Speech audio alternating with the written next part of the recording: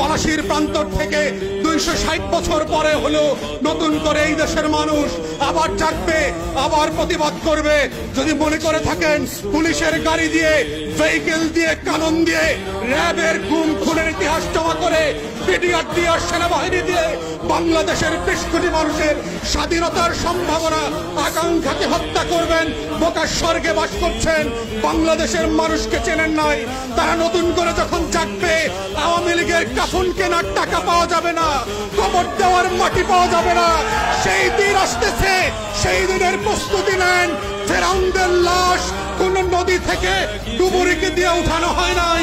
এই ফেরাউনদের লাশও বাংলাদেশের মানুষ ডুবুরি দিয়ে উঠাবে না, কোন হুজুর জানাজা পড়বে না, কোন কবর এই লাশ নেবে না।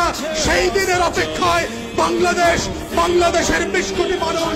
আমরা বারবার বলছি, আইয়ুব খান রাজতন্ত্র আমরা মানি নাই, ইয়াহিয়া খানের রাজতন্ত্র আমরা মানি নাই, শেখ পরিবারের রাজতন্ত্র মানি না, মানছি না এবং মানব না।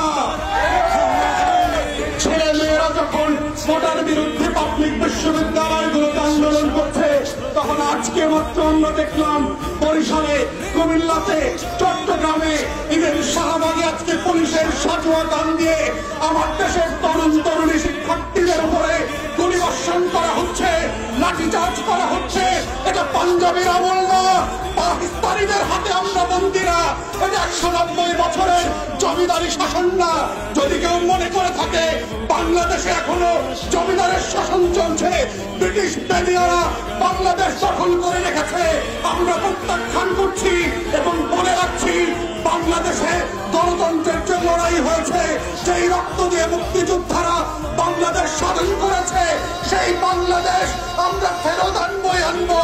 কোটা থাকবে না, ইদার শেখ পরিবার, হাসিনা থাকবে,